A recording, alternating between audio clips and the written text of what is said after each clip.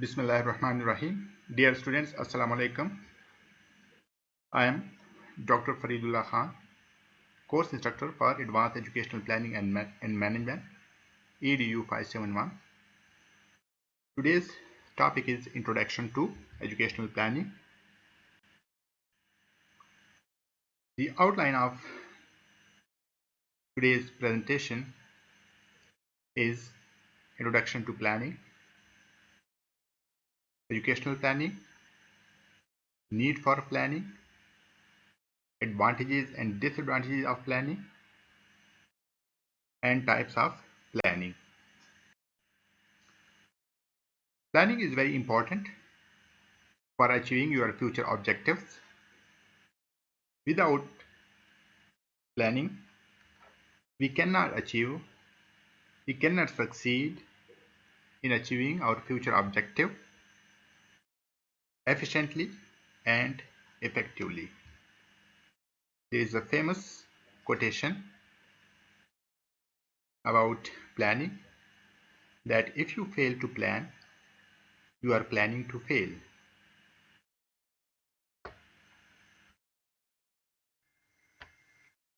Introduction to planning. Planning is a basic function of management, other beings organizing, leading, and controlling.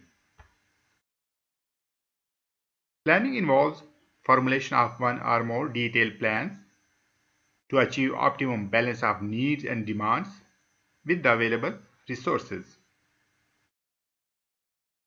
The process of planning involves identifying goals and objectives to be achieved in the future, formulating strategies to achieve those goals, arranging and creating means, resources required for achievement of those future goals, and implementing, directing, and monitoring all steps in a proper sequence.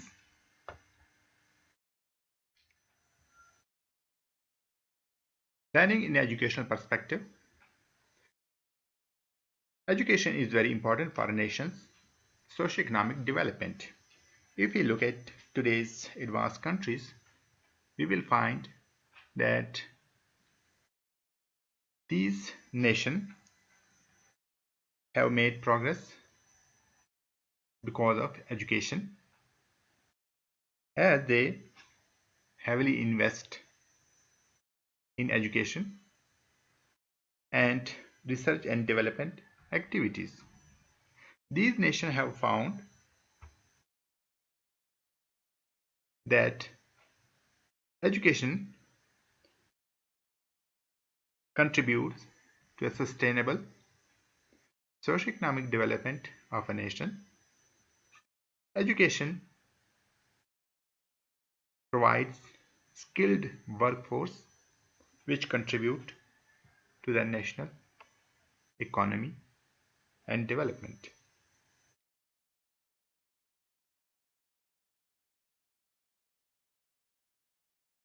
A sound and quality education system is must for a nation socio-economic development. For a viable education system, human resource is needed, qualified and properly trained human resource is needed for a quality education system. Beside human resource, physical resources and services are needed. Then, for a viable education system, you have to invest in order to get the dividends later on. So all these resources need to be managed, need to be planned in order to achieve the individuals as well as society and economical needs, requirements. Intelligently organizing education that respond to recipients' needs is called educational planning.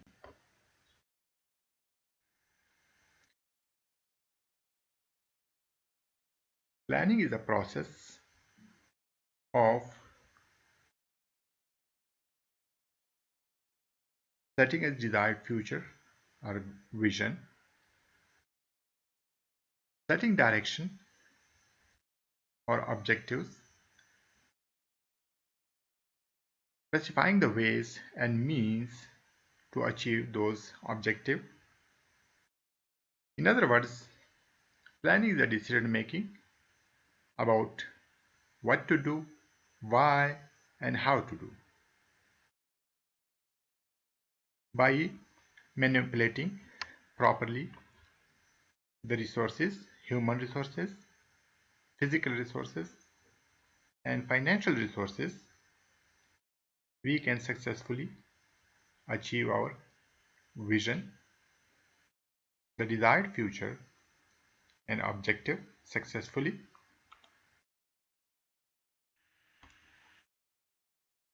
Educational planning. Educational planning is a set of decisions to achieve educational goals with available resources. Educational process is a continuous process of obtaining and analyzing facts regarding different aspects of education to provide information to the decision maker for future educational planning.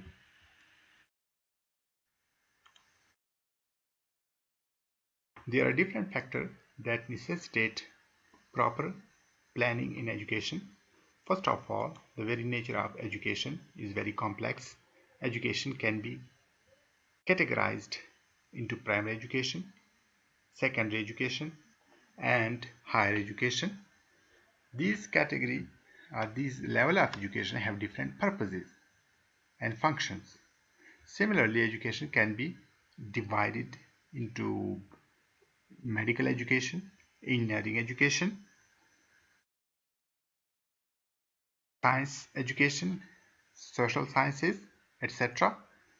So a proper planning is needed in order to make priorities and focus on level which compatible with the national economy need and the need of the population. Similarly, limited resources are allocated to education because education, especially in the third world countries and Pakistan, has never been our government priorities. Limited resources are allocated in their budget for education, so a proper planning is needed in order to make the most of these uh, available resources. Similarly, different individuals, different organizations are involved in providing education to the masses in order to make their efforts coordinated to achieve the objectives. Proper planning is needed. Then there are administrative requirements which needs proper planning. Similarly, planning helps us to specify and clearly articulate our educational aims and objectives, and accordingly we can strive, we can plan, we can strategize to achieve those objectives. Advantages of educational planning. Educational planning facilitates management by objective. It minimizes uncertainties. When we plan, we maximize our chances of success and reduces the chances of failure. Planning facilitates coordination among individuals, institutions, and different organizations. Planning gives a moral boost to employees and other people who are involved in education provision. Planning contributes to economic growth. It increases productivity and minimizes wastage. It facilitates controlling. It provides competitive edge, and disadvantages of planning, like any other activity, planning has some shortcomings, like planning results in time consuming. You have to spend quite some time to come up with proper planning. Planning is expensive. You have to invest. You have to put money into the process because there are different institutions, different individuals are involved, and there are some material expenses as well. Planning also gives a false sense of security. If you plan, it doesn't mean that 100% you will succeed. Sometimes results are not the same as you have planned. So planning also gives a false sense of security. Then planning is affected by rapid changes. For example, planning is future oriented, and future cannot be 100% predicted. So any future changes which is not according to your planning may have negative results on your planning and may result in failure.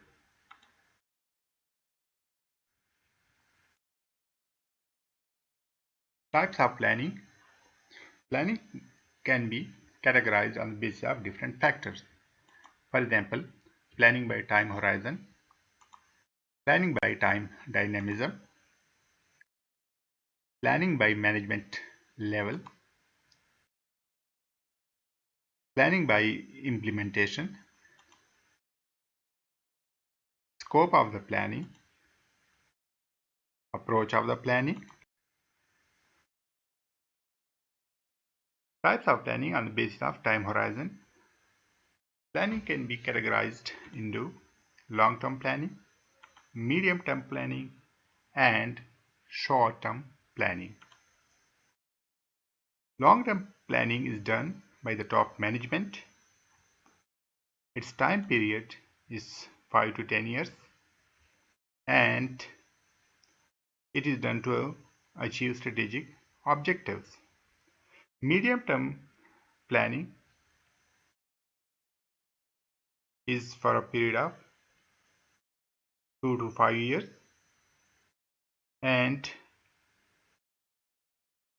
in medium-term planning, future goals and objectives are clearly identified and they are helpful in achieving strategic objective. Short-term planning is done to achieve immediate future goals. Types of planning on the basis of time dynamism can be divided into two types: rolling term planning and fixed term planning. In rolling term planning, the planning is extended over 1 year and rollovers a new year and adds 1 year each time. In fixed term planning,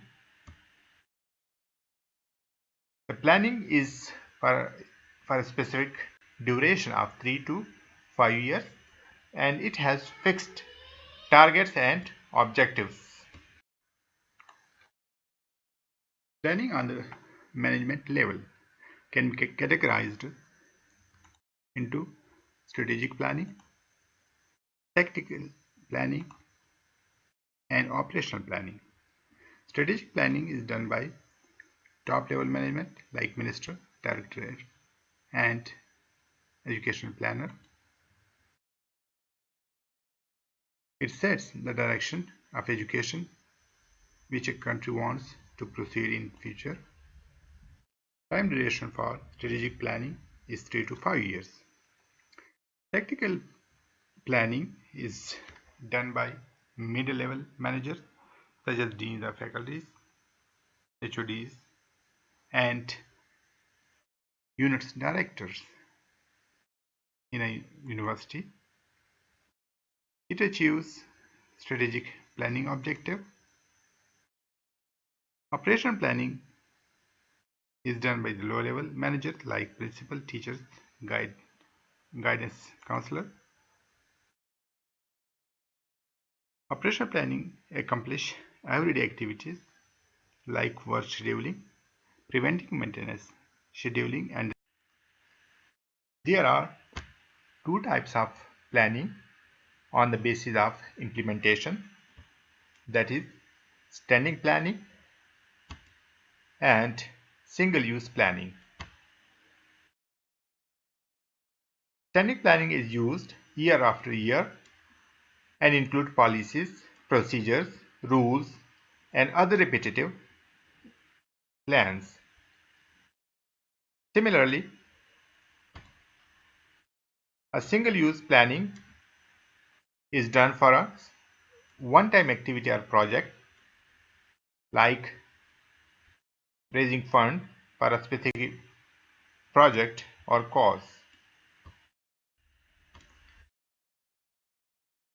On the basis of scope, planning can be divided into macro level planning and micro level planning.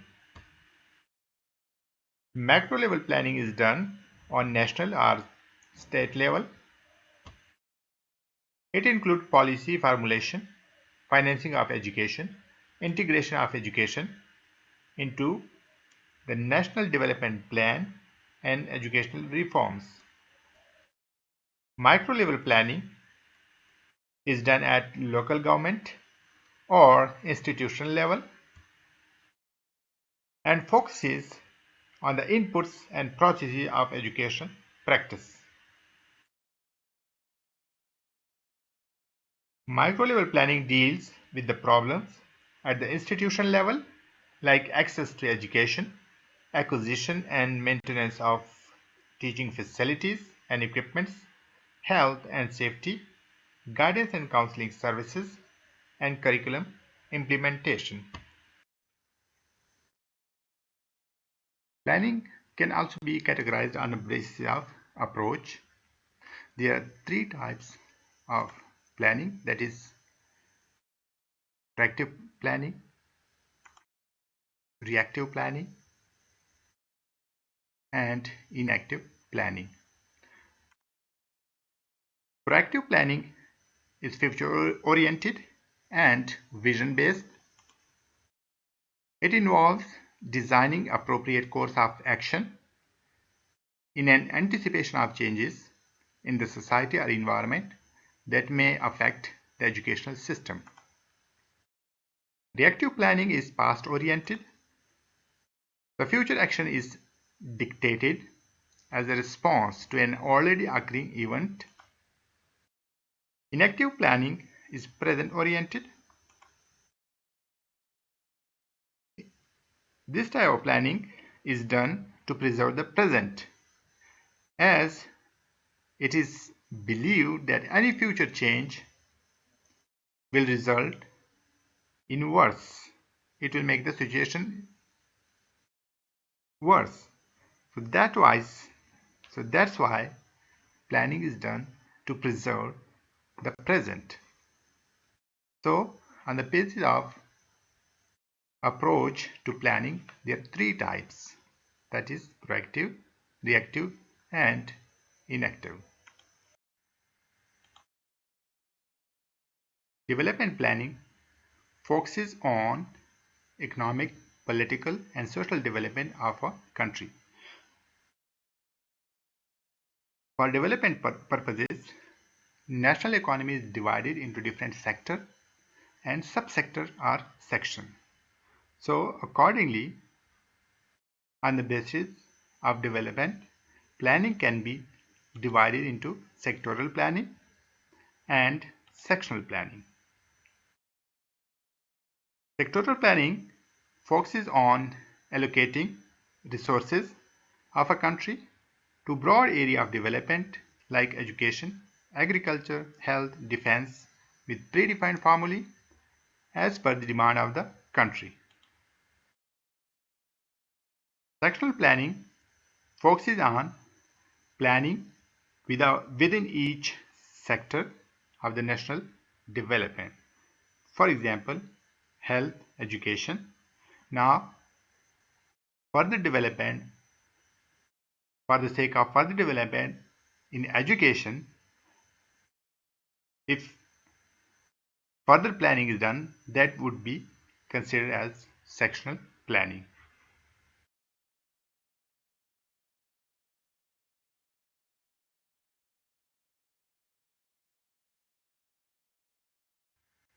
Thank you very much.